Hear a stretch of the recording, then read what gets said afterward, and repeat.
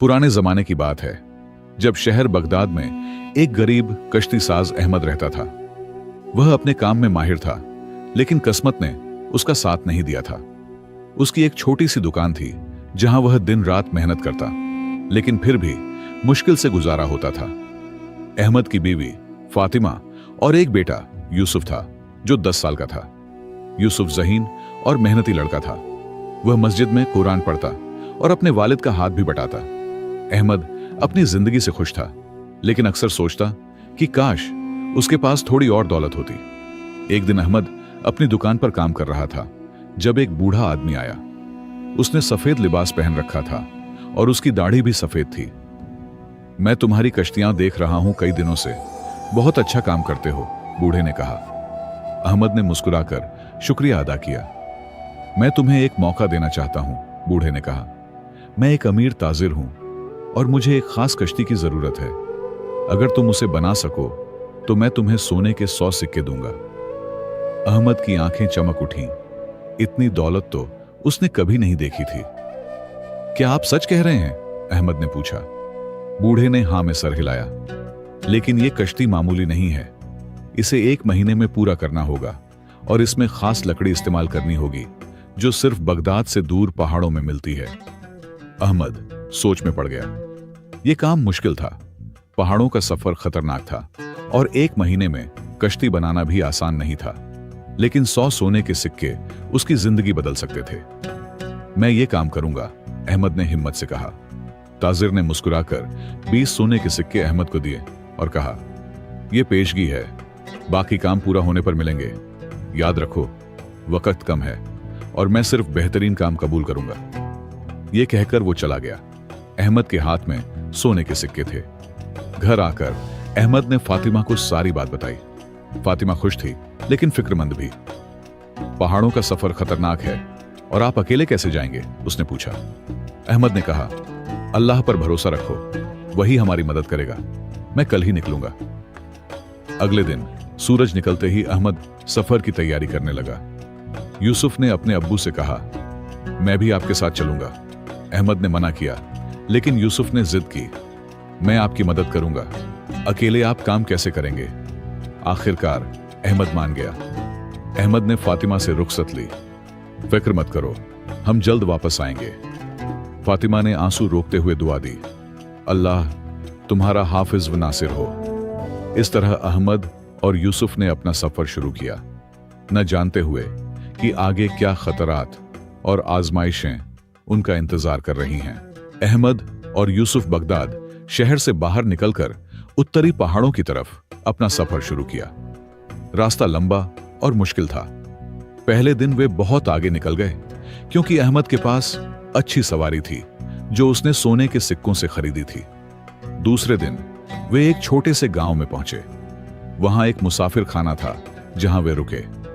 मुसाफिर खाने का मालिक बशीर एक नेक दिल इंसान था। पहाड़ों में जाने का इरादा है, ये मौसम ठीक नहीं है, रास्ते खतरनाक हैं, बशीर ने बताया। अहमद ने अपना मकसद बताया तो बशीर हैरान हुआ। वो खास लकड़ी सिर्फ सियाह पहाड़ पर मिलती है, जहां पहुंचना आसान नहीं। कई लोग वहां गए और लौटे नहीं। यूसुफ डर गया, लेकिन अहमद ने उसे दिलासा दिया, अल्लाह हमारे साथ है। तीसरे दिन उन्होंने अपना सफर जारी रखा। रास्ता अब पहले से ज्यादा मुश्किल हो गया था। अचानक आसमान पर बादल छा गए और बारिश शुरू हो गई। अब्बू, हमें कहीं पनाह लेनी चाहिए, यूसुफ चिल्लाया। उन्होंने जल्दी से एक घर में पनाह ली। घर में एक बूढ़ा आदमी पहले से ही मौजूद था। वह आग जला रहा था। आओ बेटो, आग के करीब बैठो, उसने मेहरबानी से कहा। बूढ़े का नाम सालेह था और वह कई सालों से पहाड़ों में रहता था। तुम कहां जा रहे हो? उसने पूछा। जब अहमद ने अपना मकसद बताया तो सालेह गहरी सोच में पड़ गया। सियाह पहाड़ खतरनाक है, वहां जाना आसान नहीं, लेकिन मैं तुम्हारी मदद कर सकता हूं। मैं वहां कई बार गया हूं और रास्ता जानता हूं। यह सुनकर अहमद खुश हुआ। सालेह ने अहमद से कहा, मैं तुम्हारा रहनुमा बनूंगा, लेकिन एक शर्त है, जो कुछ भी तुम वहां से कमाओ, उसमें से एक हिस्सा जरूरतमंदों में तकसीम करना होगा। अहमद ने फौरन हां कर दी। यह तो मेरा फर्ज है, ज़कात अदा करना। अगले दिन तीनों सियाह पहाड़ की तरफ रवाना हुए। रास्ते में सालेह ने उन्हें बहुत सी कहानियां सुनाई। तकदीर अल्लाह के हाथ में है, लेकिन हमारे अमाल हमारे अपने हाथ में हैं, वह अक्सर कहता। यूसुफ उसकी बातें बड़े गौर से सुनता। चौथे दिन उन्हें रास्ते में एक जख्मी आदमी मिला। वह लुटेरों का शिकार हुआ था।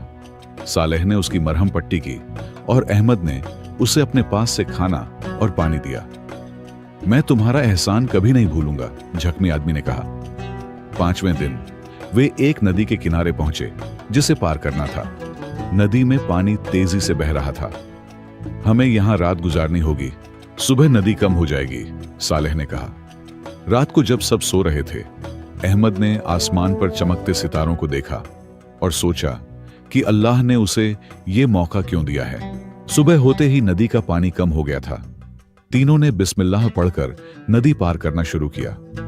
पानी ठंडा था और तेज बहाव में यूसुफ का पांव फिसल गया। अहमद ने जल्दी से उसे पकड़ लिया। खौफ मत करो बेटे, मैं तुम्हारे साथ हूं। नदी पार करने के बाद उनका सफर और मुश्किल हो गया। रास्ता तंग और पथरीला था। सालेह आगे आगे चल रहा था।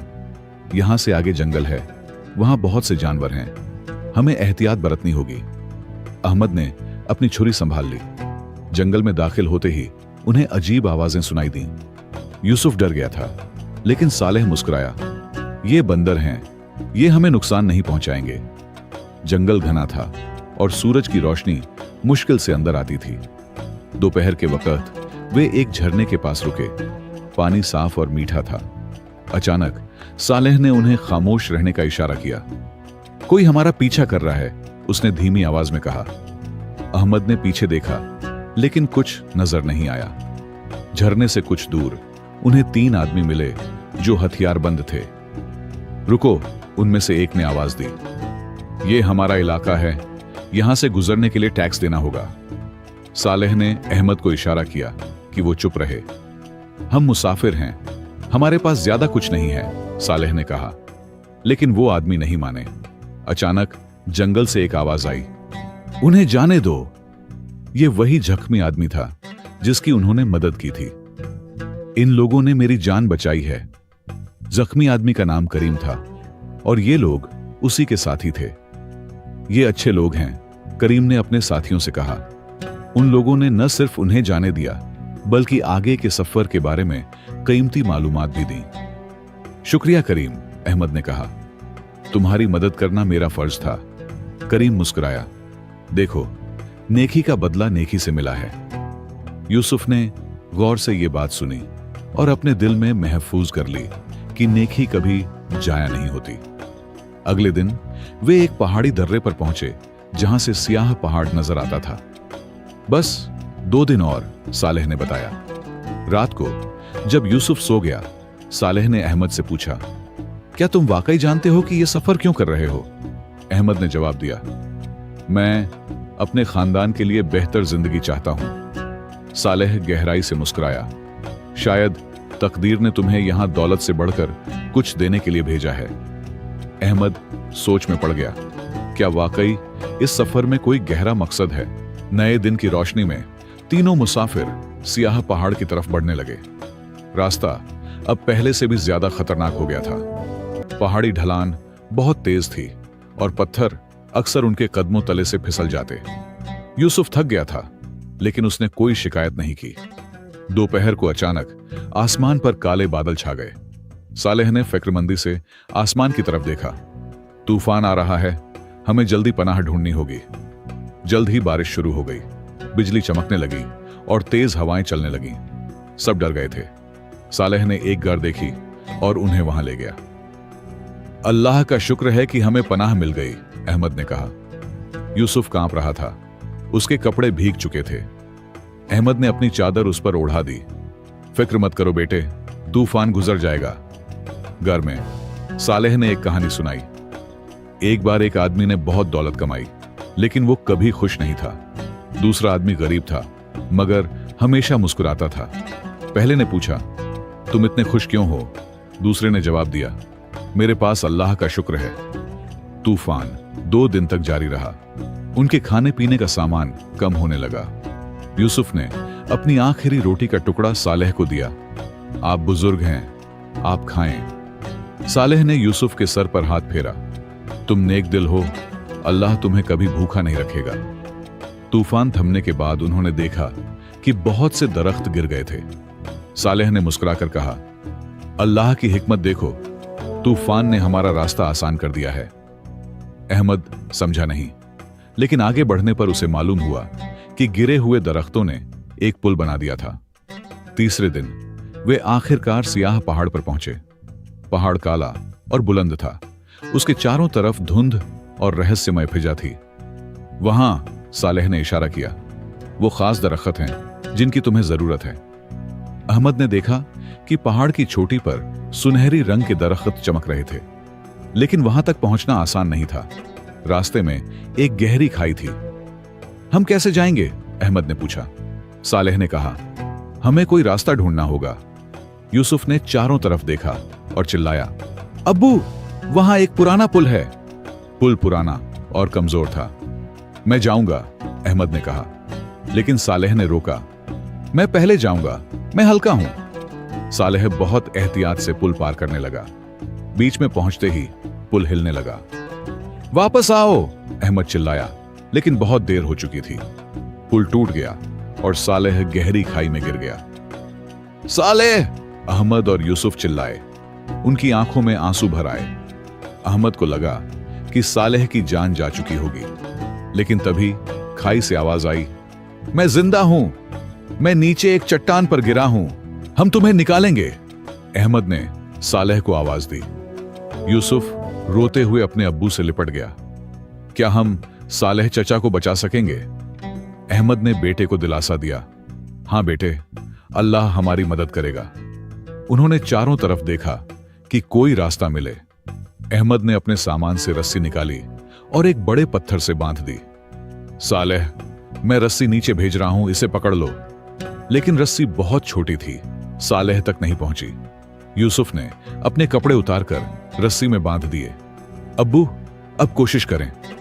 रस्सी अब लंबी हो गई थी, मगर सालेह तक पहुंचने में अभी कुछ कमी थी।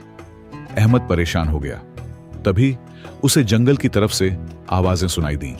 करीम और उसके साथी वहां पहुंच गए थे। हमने तूफान में तुम्हारे निशान देखे और तुम्हारा पीछा किया, करीम ने कहा। करीम के पास लंबी रस्सियां थीं। उन्होंने जल्दी से सालेह को निकालने का बंदोबस्त किया। पकड़ो, करीम ने रस्सी नीचे फेंकी। सालेह ने मजबूती से रस्सी पकड़ी और सबने मिलकर उसे ऊपर खींचा। धीरे धीरे सालेह ऊपर आ गया। उसके जिस्म पर चोटें थीं, मगर वो जिंदा था। शुक्र है अल्लाह का, अहमद ने कहा। यूसुफ खुशी से उछल पड़ा और सालेह को गले लगा लिया। मैंने सोचा था हम आपको खो देंगे, सालेह मुस्कुराया। जब तक अल्लाह की मर्जी नहीं होती, कुछ नहीं होता। मेरी तकदीर में अभी मौत नहीं थी। सालेह की हालत देखकर अहमद फिक्रमंद हुआ। अब हम वो दरख्त कैसे हासिल करेंगे? करीम ने कहा। मैं और मेरे साथी तुम्हारी मदद करेंगे।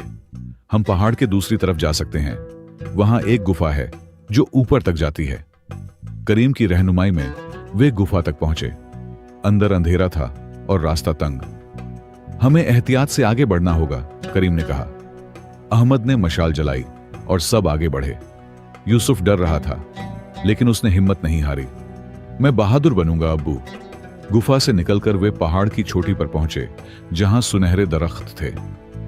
यही वो दरख्त हैं जिनकी खास लकड़ी ताजिर चाहता है, सालेह ने बताया। अहमद ने लकड़ी को छुआ। वह मुलायम और मजबूत थी, कश्ती बनाने के लिए बिल्कुल मुफीद। उन्होंने कुछ दरख्त काटे और लकड़ी को संभालकर नीचे ले जाने की तैयारी की। करीम और उसके साथियों ने मदद की। क्या तुम जानते हो, यह लकड़ी बहुत कीमती है, करीम ने कहा। बाजार में इसकी बड़ी कीमत है। ताजिर ने तुमसे सच कहा था।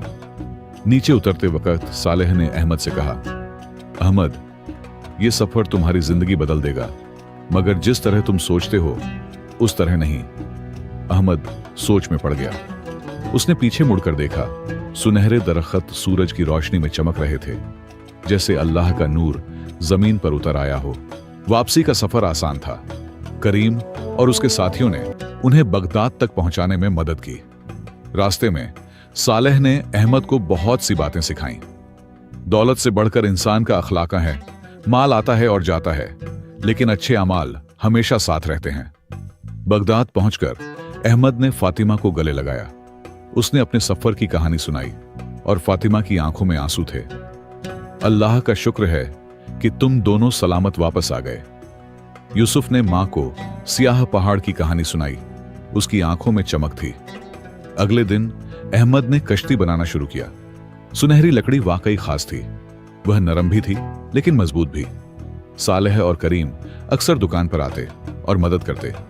यूसुफ भी अब्बू के साथ काम करता। अब वह पहले से ज्यादा समझदार हो गया था। 1 महीने बाद कश्ती पूरी हुई। वह बगदाद की अब तक की सबसे खूबसूरत कश्ती थी। सुनहरी लकड़ी चमक रही थी और उसके नक्श देखने वालों को हैरान कर देते थे। लोग अहमद की दुकान पर आने लगे और उसके काम की तारीफ करने लगे। उसकी शोहरत फैलने लगी। आखिर वो दिन आया जब बूढ़ा ताजिर दुकान पर आया। उसने कश्ती को देखा और मुस्कुराया। शाबाश अहमद, तुमने अपना वादा पूरा किया। उसने अपने साथ एक थैला लाया था जिसमें सोने के सिक्के थे। ये लो, तुम्हारी मेहनत का इनाम। अहमद ने सिक्कों की तरफ देखा, फिर सालेह की तरफ जो दूर खड़ा मुस्कुरा रहा था। ताजिर साहब, आपने मुझे सोना तो दिया, लेकिन इस सफर ने मुझे उससे भी कीमती चीज दी है। ताजिर हैरान हुआ। वो क्या? अहमद ने कहा, सबक कि असली दौलत इंसान के दिल में होती है। अहमद ने सिक्कों का 1/4 हिस्सा सालेह को दिया। आपकी मदद के बिना यह मुमकिन नहीं था। 1/4 करीम को दिया। ये आप और आपके साथियों की मदद का शुक्रिया है। 1/4 उसने मस्जिद को दान किया। ये अल्लाह का शुक्र है। बाकी सिक्के उसने अपने घर के लिए रखे। ताजिर ने अहमद की तरफ गौर से देखा और फिर मुस्कुराया। अहमद, मुझे लगता है तुम अपनी आजमाइश में कामयाब हो गए हो। अहमद हैरान हुआ। आजमाइश? ताजिर ने अपनी अब्बा उतारी। वह उसी बूढ़े दरवेश जैसा दिखने लगा जिससे अहमद पहली बार मिला था।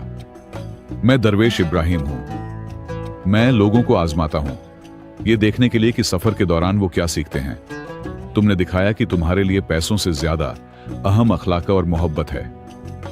अहमद अब भी हैरान था जब दरवेश ने कहा, सालेह भी मेरा साथी है।